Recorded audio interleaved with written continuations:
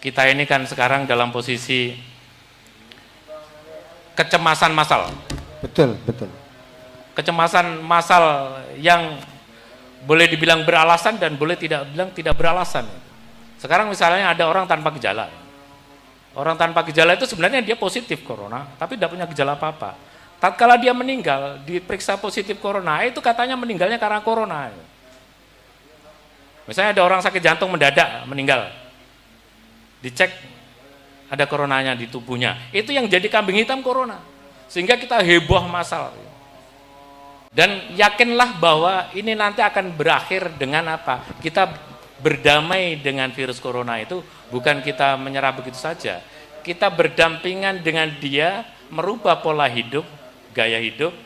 Contohnya gini, kalau lebih dari 1 meter dapat, tapi kalau kurang 1 meter saya harus pakai masker.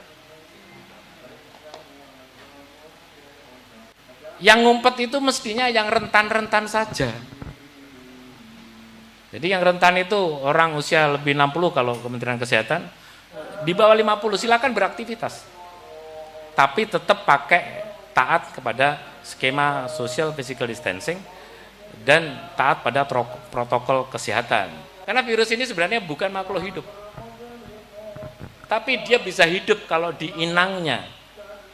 Nah, inangnya virus ini adalah lapisan selaput lendir mata, hidung, sama mulut. Tapi bahwa kita nanti akan banyak yang positif, ya banyak. Nanti sebagian besar dari kita ini pasti akan kena. Kita menjaga supaya jumlah penderita itu tidak melampaui kemampuan fasilitas kesehatan, begitu? Nah, betul. Jadi itu yang kita jaga. Harapannya kalau 70% dari kita minimal pernah terinfeksi, itu akan aman. Misalnya di antara sekian ini 70% terinfeksi. Saya belum pernah terinfeksi. Yang di belakang sendiri itu dia sakit. Itu enggak bisa nyalur ke sini. Karena terputus di tengah itu. Inilah kemudian yang disebut dengan herd immunity, imunitas kelompok. Corona ini kita ibaratkan kambing. Yang di Indonesia ini sudah ada yang kambing etawa, kambing gibas, kambing kampung. Corona juga begitu. Ada corona bawaan dari teman-teman yang umroh, ada corona bawaan dari TKI dari Hong Kong. Itu ternyata karakternya berbeda-beda. Kuncinya corona ini adalah sesegera mungkin dilakukan tracing, sesegera mungkin dilakukan tes, begitu positif langsung istirahat. Dia dalam waktu 1 bulan akan sembuh, dan diharapkan setelah sembuh itu kebal. Inilah yang saya terapkan di Tulungagung, sehingga sampai saat ini, biarpun Tulungagung ini kasusnya ranking ke-4 di Jawa Timur kira-kira atau enggak ke-5, tapi memegang rekor tidak ada yang meninggal di Tulungagung. Dan berikutnya, yang sakit hanya 5%. Itu pun cuma flu-like syndrome, jadi ya sakit ringan, istirahat yang cukup, dikasih nutrisi yang baik. Olahraga ringan pagi hari sambil berjemur. Nah, dengan begitu dia menang. Setelah dia menang, dia menjadi orang yang kebal. Sementara ini semua kan ngumpet nih. Yang produktif itu juga nggak boleh kemana-mana. Yang santri dipulangkan. Padahal santri itu usianya kan usia-usia produktif. Biarpun usianya muda, tapi kalau punya penyakit jantung, punya penyakit kencing manis, punya penyakit paru-paru, pernah sakit liver, ginjal, dan kemudian sakit kanker, itu tingkat kesakitannya naik 79%. Dan kalau ada satu orang ada 2 penyakit, itu bisa 2 kali lipat lebih besar kemungkinan dia fatal. Terus, nah, corona ini adalah generasi ke-7 dari awal yang dulu. Generasi ke-7, jadi harapannya kalau kita menganut cerita sejarah Krisnya Mpu Gandring, moga-moga kalau setelah ke-7 ini nanti nggak ada lagi. PSBB itu nanti akan saya sampaikan apa tujuannya. Kemudian Indonesia tidak menganut total lockdown. Karena taruhlah kemudian ada yang teriak-teriak, ayo Indonesia lockdown. Emangnya setelah lockdown itu corona akan pergi dari dunia? Enggak. Senjata andalan kita adalah antibody. Daya tahan tubuh kita. Itu andalannya. Semua orang dibekali itu. Tetapi pada orang tua, kemampuan untuk membentuk antibodi itu sudah terbatas. Yuk kalau sowan ke gurunya, itu ya harus dengan etika protokol kesehatan. Harus pakai masker, cuci tangan dengan sabun, air mengalir, bawa hand sanitizer. Jangan sampai dicelakakan beliau. Nih, the new normal lifestyle santri Indonesia. Jadi dikasih waktu kesempatan tidur 7 jam. Silakan saja keluar mencari penghasilan, penghidupan baru kita jalankan, tapi taat protokol kesehatan. Nanti saya sampaikan skema new normal lifestyle santri Indonesia yang sudah saya buat untuk bagaimana supaya pondok pesantren tidak ngumpet terus begini. Karena virus ini aslinya gampang juga pedine karo sabun. Jadi anak kecil sebaiknya tetap keluar pakai masker, dibawain hand sanitizer. Iya betul. Tapi yang terjadi sekarang apa? Para pengambil kebijakan itu, tatkala positif banyak kan gupuh. Prestasi, lo prestasinya bukan itu. Prestasinya itu adalah menemukan pasien positif sebanyak mungkin, segera dilakukan karantina, di rest istirahatkan, sehingga tidak ada kematian bahkan yang sakit. Itulah yang berprestasi. Kalau ada film Dancing with the Wolf gitu, nanti kita dancing dengan corona. Jadi kita senantiasa menghindar sana, menghindar sini, pakai masker, bawa hand sanitizer. Itu kan kehidupan kita yang baru nanti begitu. Jadi kita tidak boleh terlalu lama ngumpet. Kita harus segera shift to the normal lifestyle. Kita harus segera bergeser ke cara hidup baru. Nggak tahu masih seberapa banyak yang kalau wudhu itu di dalam satu kolam bareng-bareng. Masih banyak apa enggak? Masih banyak. Ini kendala. Nggak boleh lagi itu nanti. Harus pakai pelanturan. Minimal padasan. Padasan. Harus pakai itu. Kemudian saya kalau padasan itu ingat, siapa yang menjaga wudhunya, insya Allah selamat. Tapi sebelum wudhu tolong cuci tangannya itu pakai sabun dulu. Itu insya Allah selamat. Sehingga semua orang harus punya diary COVID. Jadi catatan pribadi mengenai COVID. Setelah kena, dideklirkan, konco aku kena. Sopo wingi sing ketemu aku tolong segera saja periksakan ke lenenggon sampean bayar ini wae. Selama ini kadang-kadang kita ini terbalik. Semua dikurung. Sopo kasih makan. Mestinya hanya yang rentan saja, yang tidak berdaya itu, yang sudah tidak produktif dalam tanda kutip, itu yang kita amankan, kita tetap beraktivitas. Next. Nah ini ilmu strategi kontingensi sosial atau physical distancing.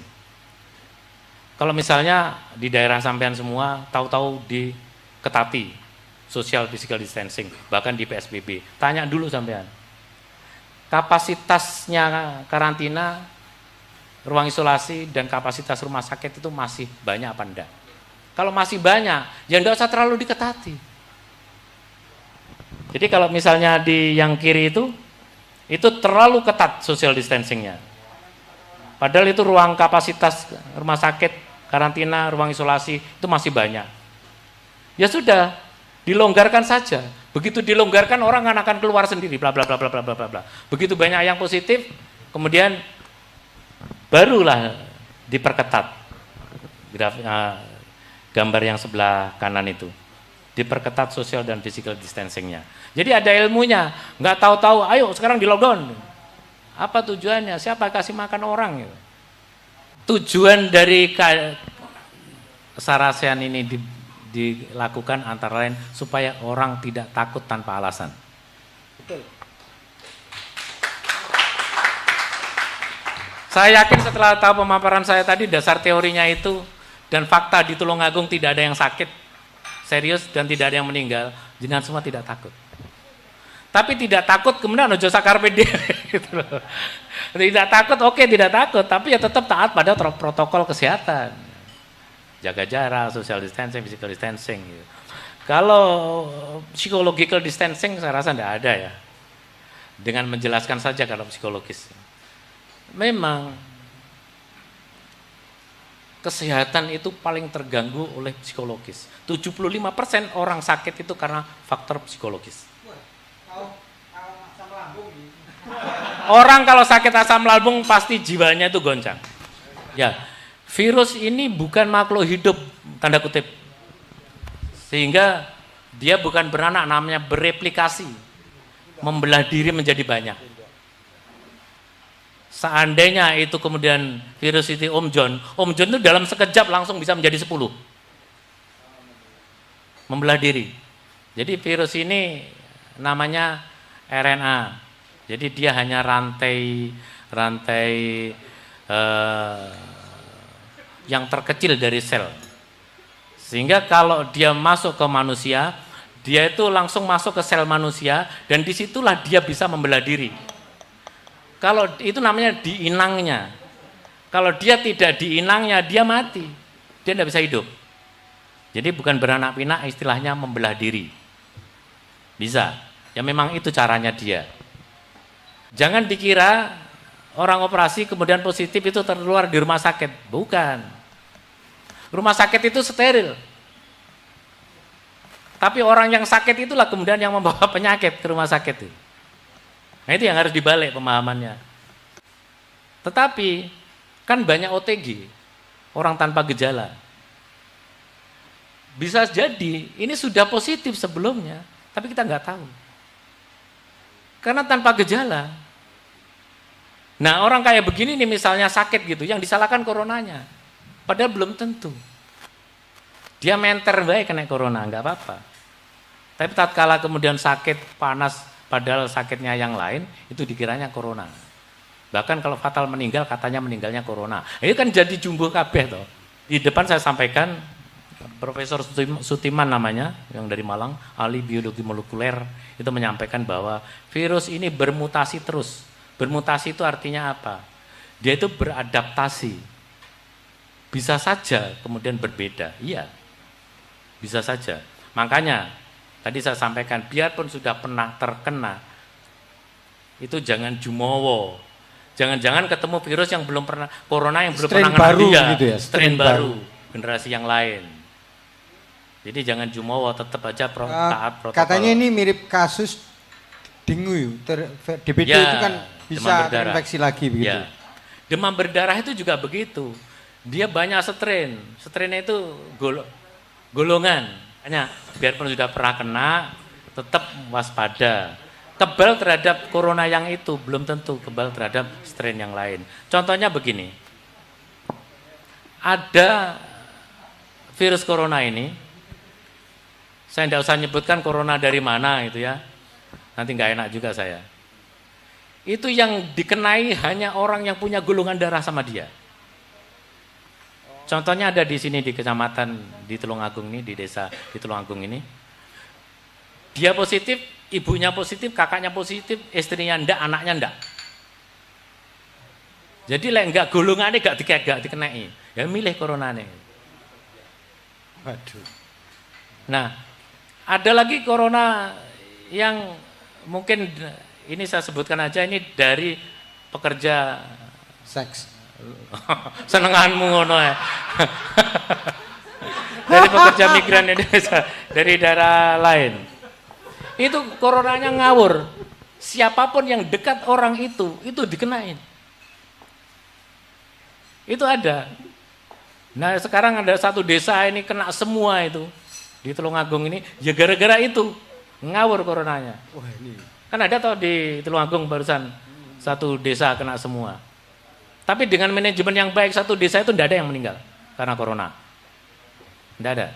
Dan sekarang sehat semua, tinggal nunggu kapan sebentar lagi dia keluar menjadi orang sakti. Karena untuk corona yang itu dia tahan. Nggak tahu nanti corona dari Arab dia tahan apa enggak. Gitu. Ya, tadi ada penjelasannya mau nurut siapa. Kalau saya yang menyampaikan, saya terbaik di dunia ya sama nurut aku. Jadi, mau nurut siapa? Memang sesama yai itu kan belum tentu pemahamannya sama. Sesama tenaga kesehatan belum tentu. Sampai aja bingung harus ketemu aku nurut aku wae. Ya, peradaban dunia dirubah. Karena kalau kita tidak segera mengikuti kita ketinggalan. Tadi sudah saya sampaikan berkali-kali, mari kita move to the normal lifestyle. Kita harus bergeser ke gaya hidup baru, yang normal. Normalnya itu yaitu tadi, pakai masker, bawa hand sanitizer, jaga jarak, itu normalnya.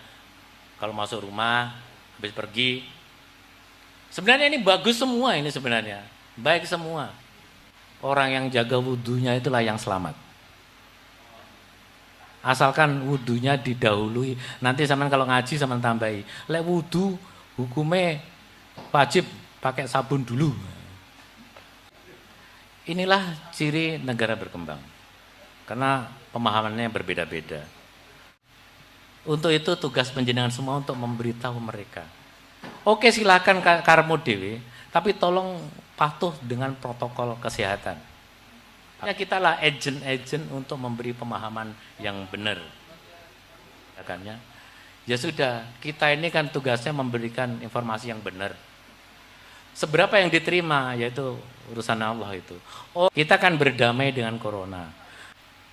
Tetapi supaya dia tidak ganggu, kita punya sikap. Jadi, kalau musuh itu tidak bisa dikalahkan, masa kita mau ngumpet terus? Ngumpet terus kelaparan nanti kita. Jadi, dan ini kemudian dibelokkan menjadi Indonesia terserah. Ya enggak gitulah, bukan Indonesia terserah gitu. Gejalanya karena yang diserang virus ini pertama masuk itu lewat hidung, mulut, dan tenggorokan. Otomatis 90% gejalanya panas, ya seperti orang sakit flu itu. Cuma bedanya kalau pada orang-orang yang rentan itu sebentar saja masuk ke paru-paru, bedanya itu aja. Yang lain sama persis dengan orang flu. Awake loro kabeh, greges dan sebagainya, persis.